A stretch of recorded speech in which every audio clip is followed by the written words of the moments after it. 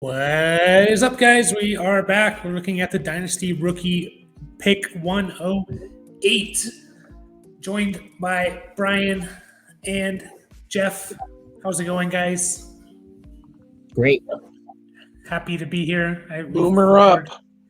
For a little bit behind the scenes, we've recorded like 4 of these in a row, so it's always weird asking you guys how you're doing 4 times in a row. But it's April 14th, 2 weeks away from the draft, so we're looking at this pre-landing spots, which is always a little more shaky. We're at the point where it gets a little shakier of like, it's going to depend a little bit more on their draft capital and where they go.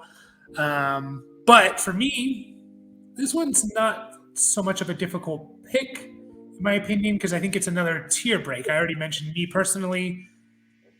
Pick 5 after pick 5 is like a tier break, and I think this is kind of another tier break in my opinion. So we're kind of approaching this in a super flex league, assuming Bijan's gone, of course. The top 3 quarterbacks: Richardson, Stroud, and Young.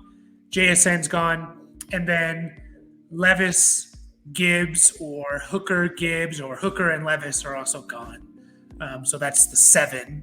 So for me, it's kind of like, if Hooker's there, if Levis is there, if Gibbs is there, that's who I'm taking one of those 3. And one of those 3 I think are guaranteed to be there, unless one of those top 5 fall. So what do you guys think about that? Is there anyone else that you would take over one of those guys, a receiver or another running back? No. Straight to the point. Dad, what about Yeah. you? No, I don't think so. Would you? I think last video maybe you talked about Levis and going the wide receiver route. So let's say with the 6th pick it was Hooker, 7th pick it was Gibbs. So Levis is there at 8. Are you taking Levis at 8, or are you going to Addison or another receiver or running back? Well, the other receiver that I would consider is the Boston College guy. Was it Zay Flowers? And Addison too, right? Yeah, Addison. Yeah, I still think enough of him. Uh-huh. You know, I'm thinking Levis. You know, I kind of keep on pushing Levis down the line a little bit, but he's going to have to go somewhere. Somebody's going to have to, pick him in a dynasty draft, and we'll have to see. Yeah. This is just referencing one specific Superflex draft last year that wasn't ours. But so just for context, Kenny Pickett was the first quarterback taken. I know it's obviously a completely different like quarterback room, but just for context, Kenny Pickett was going towards the end of the first round, in like from the middle to the end of the first round, in Superflex like mock-ups, basically because like there were so many receivers that were and the 2 running backs pushing him down a little bit. So I think that's like kind of good context to think about like how you feel about Kenny Pickett versus a guy like Will Levis or Hendon Hooker. Like, do you think one's way better than the other? Do you think they're on the same page? So yeah, I drafted in our dynasty league. I drafted Kenny Pickett, and I think it was in the 2nd round. Yeah, it was actually at the beginning of the 3rd. I wasn't referencing ours specifically because I think the quarterbacks, even though it is super flex, our dynasty league, they got pushed down way far. Like we didn't see any go until the end of the 2nd. I don't think that's going to be the case moving forward. I think we're all kind of like, there was just a lot of like skill positions that were there. So I was really surprised to see how far they went. And yeah, I don't think that happens again. I think definitely all the quarterbacks we've talked about so far, and maybe even one more, they're definitely all gone by the middle of the 2nd round in our rookie, specifically. Is there like hammering going on? Yeah, it's here. Okay. But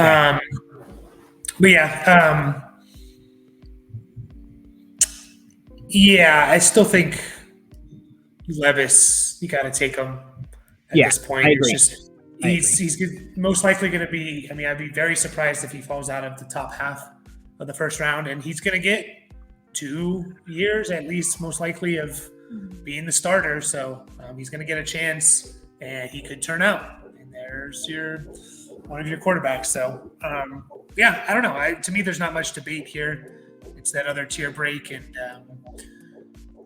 if there's anything else you guys want to say about potential players here, again, it basically comes down to Gibbs, Levis. I guess we could talk about Hooker a little bit. That's assuming he goes in the first or second round. Let's just say for whatever reason he goes like third, fourth round. Are you not taking him at that point? Yeah, it gets a little dicier then. That's one thing that I'm definitely like learning is, like how much draft capital really does matter when it comes to these guys. Like, not that I didn't know that before, but I'm definitely paying more attention now for the first time because, or not the first time, but just more in depth because of the dynasty leagues that we're playing in. If you want specific numbers, I did look it up and I remember from it. It was from 2013 to 2022, quarterbacks finishing in the top 20, which is pretty far, right? And I think anything after that, you're not really excited about. Finishing in the top 20 each year, it was 83% of them were drafted either a first, second, or third round pick. 17% of them were fourth or later. And the majority of that was like Brady and Dak and like Kirk Cousins, like 3 guys basically made up like all of that, almost all of that 17%. So yeah, it is a huge, like, it falls off. If he does fall off to the fourth round or something, it makes a huge difference. Yeah. I think honestly, I'm still taking him, even if he went to like in the third round. I think you just kind of have to, like in Superflex, unless you're really in love with one of those receivers, or Gibbs if he's still there, or whatever. One of those receivers being like Addison or Quentin Johnson, because we didn't mention that they were definitely gone. Like, if you really like one of those guys, by all means, But I just think the quarterback position's too valuable to pass up. You're definitely not getting another shot at the end of the second round, or midway through the second round at 208. So. Yeah, third round it gets a little shaky because like that's where you start getting, when you get to the third round, you start getting teams like that could have an established quarterback taking him just because of the values there, Whereas I think I don't think that will happen in the second round. Like, if he goes in the second, it's going to be to a team where you can see him kind of taking over the reins in a year or two. Yeah. But yeah, well, obviously we don't know any of that, so. Yeah, we'll get into some trades. Again, I'd like to start off with just kind of like for players, straight up for players. 108 for Trey Lance. What are you guys doing that, Dad? 108 for Trey Lance. And let's say this is middle of the draft, and Levis and Hooker aren't there, so the top 6 quarterbacks are gone. 5. So, man, there's just too much unknowns about Trey Lance right now. Right now he's a second string quarterback, kind of, and maybe third. No, we don't even know that. Yeah, pretty much. I guess maybe Sam Darnold is. Somebody's gonna.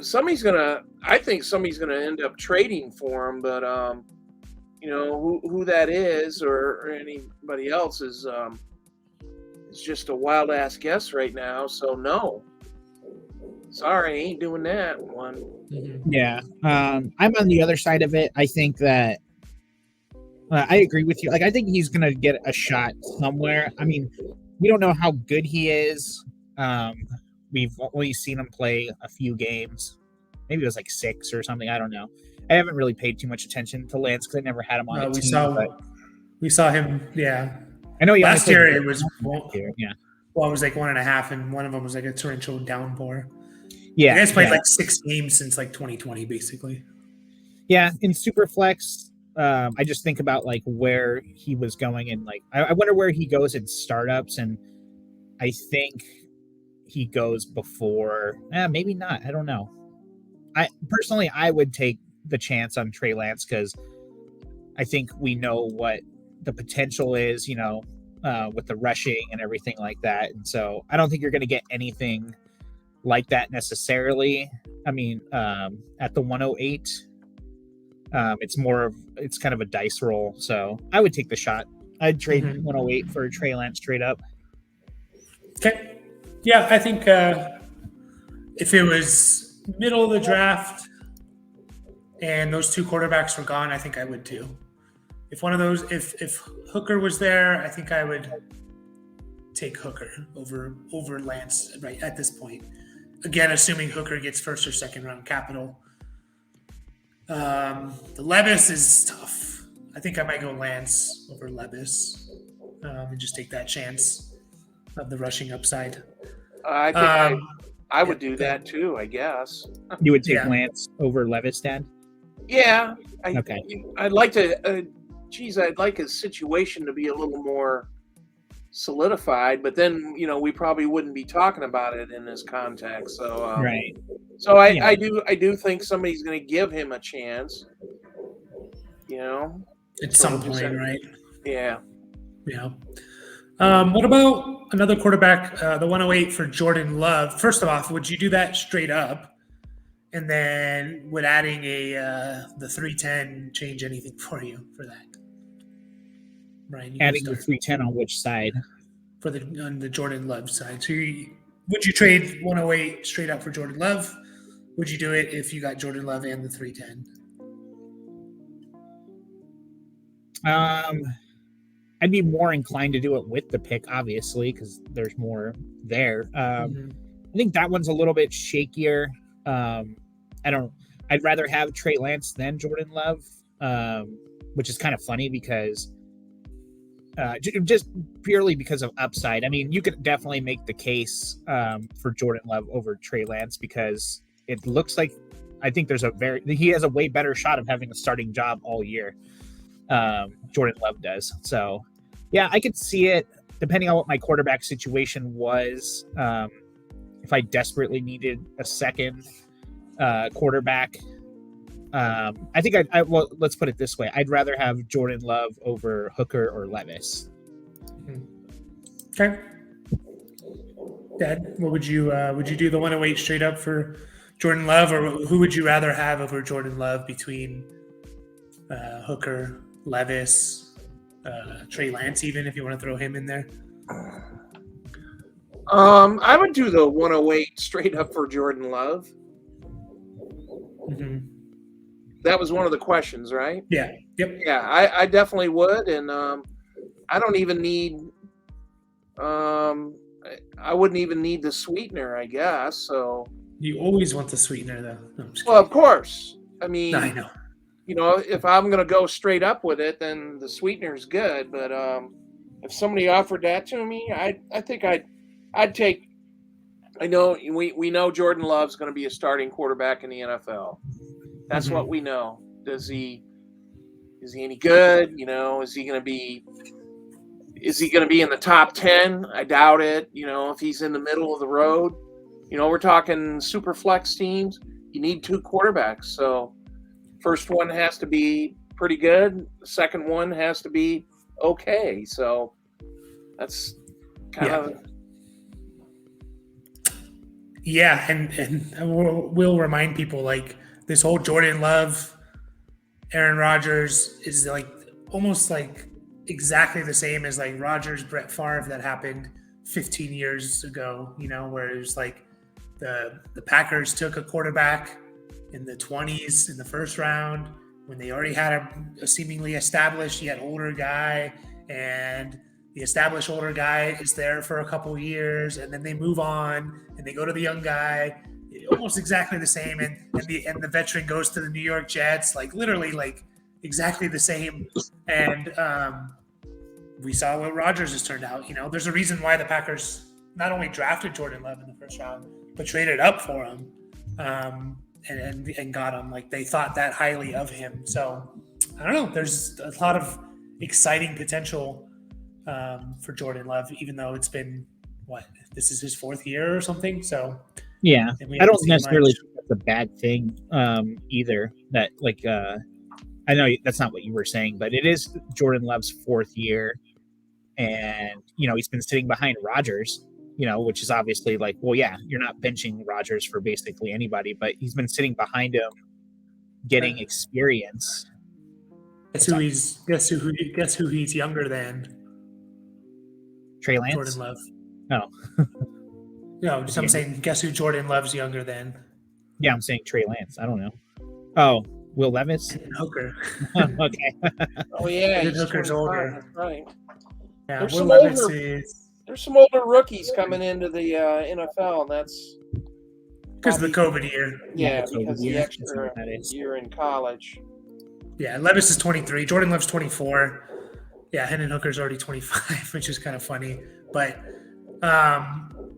okay, a couple more I want to get to. We mentioned, we were talking about this before we started recording. The 108 I got 3 players for you straight up. 108 for Pollard, 108 for Eckler, 108 for Ramondre Stevenson. Are you taking any of those, Brian? Do you, or none of them, or the truth? Let me go first. Okay, Go ahead. Dad. Stevenson, yes. As of now, April 14th pre-draft. Right now, Pollard and Eckler, no. All right. Yeah. That's based. I'm sorry. That's based upon age. Okay. Yeah. I definitely think, like, if I'm sitting at the 108, my team's pretty good, and I would take any one of those guys. Depending on, this is just straight up assuming you were the 5th best team, I guess, in your league last year. Is that right? Did I do that math right? Yeah. Yeah, I think one of those guys could easily like push your team into the playoffs. So, but if you, I think we were kind of talking about this off air a little bit. Like, I would, if I had Tony Pollard, like, I guess what I'm trying to say is, like, I like both sides of this trade. Like, I think it's good, and you kind of have to make your decision on like where you have to be honest with yourself about where your team is. Like, if I had Pollard and someone's offering me the 108, I would definitely consider that, just because we don't know what's going to happen in the draft. We don't know what's Pollard's future. I mean, obviously, he's only got the 1-year deal. Well, he got tagged, right? Pollard? I forget what the situation is. Yeah, probably tagged. Yeah, I think he got tagged with the franchise tag. So, yeah, I like both sides of it, honestly, and it just depends on, like, where your team's at. Like, I wouldn't have a problem trading the 108. You're not going to get any guy like those 3 guys at the 108 necessarily. Like, I think those are very much more a sure thing compared to what you're going to get there. So, depending on the makeup of your team, I guess, is the easy answer. Yeah. Yeah, it looks like Pollard signed a 1-year contract. By the way, Dad, Stevenson and Pollard are both 25, just so you know. Yeah, I started to think about Pollard's age, and but he's essentially Pollard's a year older because he turns 26 in like 15 days. So he's like 10 months older than. I'd still I still gonna stick with Stevenson, I think. Yeah, and that's as of now. Who knows what the Patriots are going to do? They could take freaking Bijan Robinson or something, and then that goes out the window. But again, go ahead. Sorry, I was just saying. I talked about it last video of just like where do you start thinking about trading these later round picks for established players, and I'm getting close. I think the 109 is probably where I start doing it, just because it's a tier break for me. Now, if you told me Hooker and Levis weren't there, I would probably do it for any of these guys, assuming they kind of push me over the top. But if Hooker or Levis are there, then I'm not doing it. And since we're talking about it pre-draft and not during the draft, because the fact that one of those guys could be there, I'm not going to do it right now. I don't think. So But yeah, what were you gonna say, Brian? I was just gonna say like about Austin Eckler specifically, because obviously like the age concern there, but I mean the guy's been awesome, you know, like, and it's like if I had Austin Eckler, or like I would definitely like either side of that trade. Yeah, again, according to like makeup, but like even like Will Levis and Hendon Hooker, like, do you think you're going to be able to trade those guys straight up for Austin Eckler mid-season? Like, I don't know about that, because we're not going to see anything from the rookies, most likely, like say in those first like 6-8 weeks or whatever.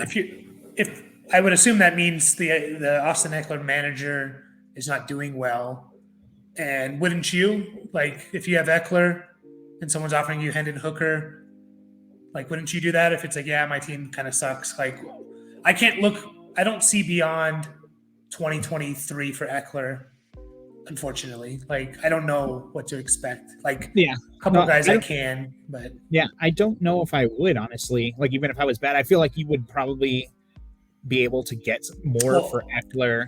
Let's assume you can. Like, let's just, because it's always like, yeah, there's always a better deal out there, right? But let's just say this is what you could get. You're the Eckler manager, and this is the best thing, in your opinion, that you're offered. Would you do it? No, I don't think so. Because you wouldn't see anything from the quarterbacks yet necessarily. Like, I just feel like Eckler's worth more than that. So I would ask for that sweetener, as Dad liked to call it. Yeah. Yeah. I don't know. I'd do it if I knew that was kind of if I tried with everyone else and I couldn't get anything else, and you have an inactive league or no one wants to trade for them, I would take one of those guys. Like, yeah, I guess you don't want them to like rot on the vine on your team necessarily. Exactly. And I don't see, like, what is Eckler beyond this year? And we're not even 100% sure what he is this year, because if he's not on the Chargers, I think that changes a lot. I think he will be, but I think this is his last year with the Chargers, and it's just, yeah. I mean, you're getting to that age of, like, you know, sunken value costs or whatever you want to call it. Okay, just to kind of wrap this up, we talked about trading back for it, or like trading back. Two things. We talked about trading back. Would you trade back to the 201, from the 108 to the 201, also getting a 210 and a 401? Does that do it for you?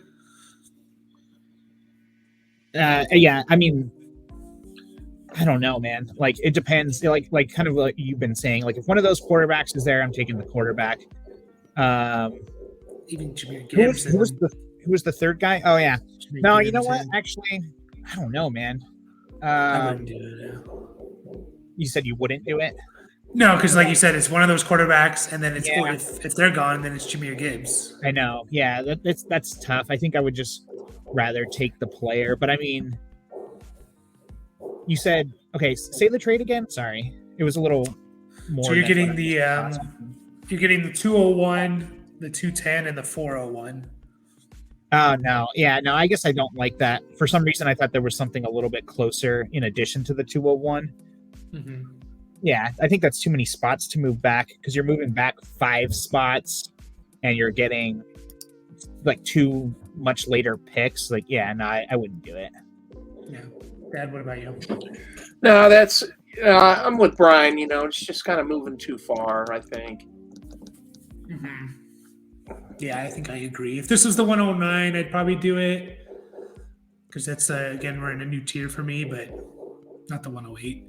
And then last video, we talked about, when do you trade for that first round pick of 2024? We said, basically, I think it was a consensus no. If you have the 107, you wouldn't just trade for straight up for a 2024 first round pick. Would you do it with the 108, or are you kind of in that same?